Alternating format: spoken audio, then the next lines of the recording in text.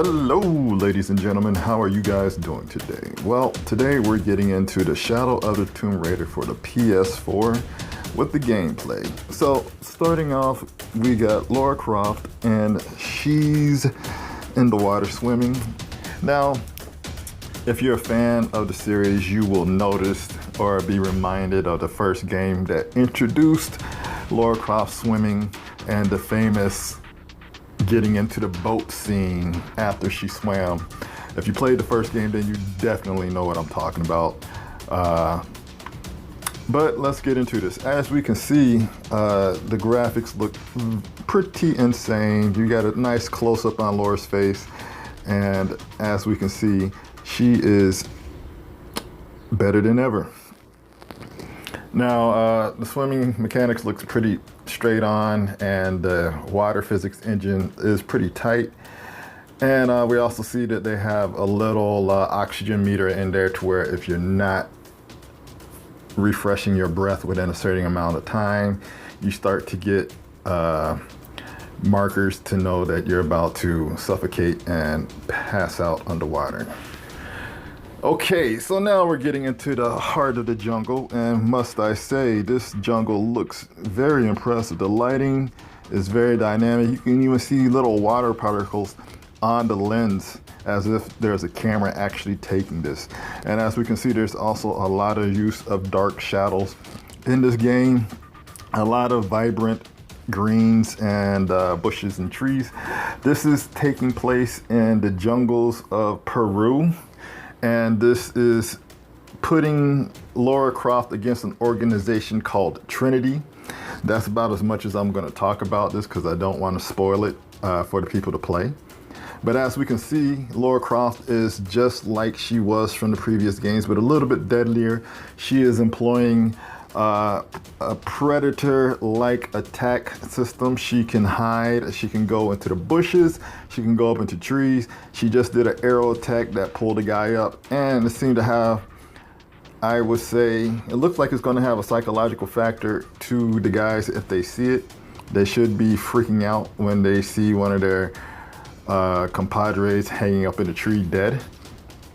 Also with this game, they introduced a color meter for sneaking up on your victims. As we can see, yellow means you can kill the individual. What was that? Okay, things just got interesting. So with the color meter, yellow means you can kill and there's going to be no repercussions. Red means if you kill that individual, other people will know and they will come into the area. Now, as you can see with this dense jungle and the coloring and the colors of yourself, you and your enemies seem to be able to blend into the background. And this is very realistic towards camouflage and sneaking, aggressing, and, you know, going after the hunt. So what we're starting to see, if you saw the trailers, you saw a lot of homage to the Rambo 2 movie where you see Laura in mud, hanging in trees, hiding in vegetation to take out her kill like we see right now. And this seems to be employed. They also said that you can actually put mud on, which we'll see later on in the game. Now, as we look at this setup right here, if she attacks any of these guys, they will notify. But now this guy just turned yellow, so she's going to take him out and move on to the next one. Now, as you can see, they also get points for your kills, which means there's going to be a skill tree and there's going to be a lot of specialization of your character. It may be towards the, ooh, that had hurt. It's going to be towards like the Tom Clancy, to where you can be a ghost, a predator, or just go in with your whole guns blazing.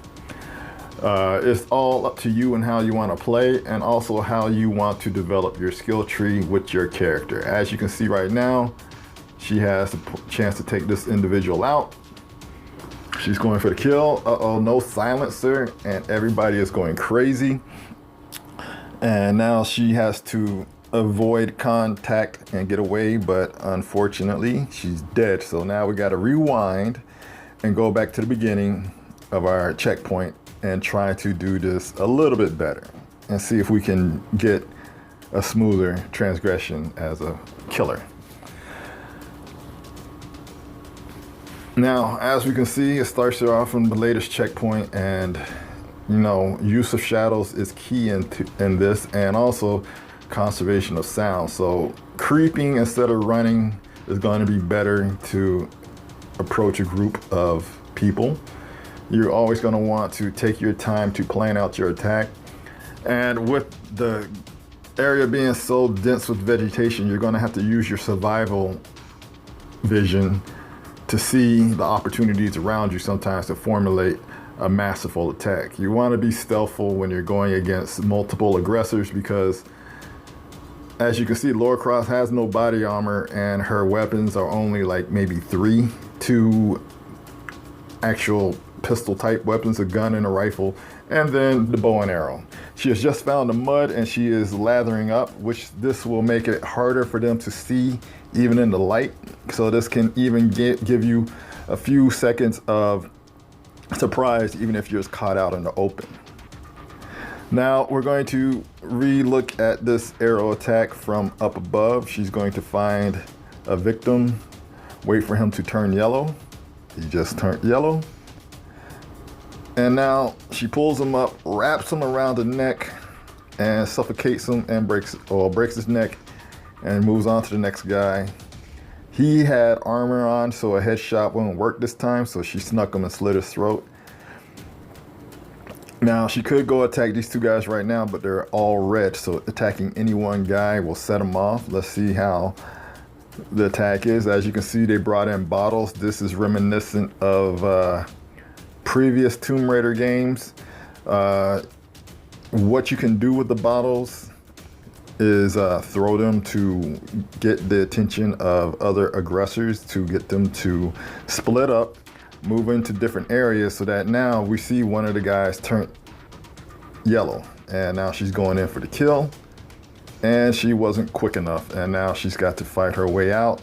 So with this, they don't want you to stand your ground and just go on guns blaring, because you're not going to survive. You need to get out of the area, break the line of sight, and get into some vegetation, climb up into some trees, or get into a shadow so that you can lose your pursuer and ultimately get them to go back into regular mode and stop searching for you, so that you can start taking them out like you see thus far.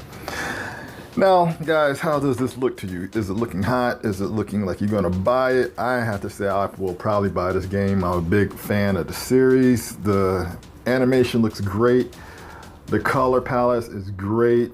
The jungle design is insane. Guys, we gotta go. Tell me what you think. This is part 1. We got part 2 coming.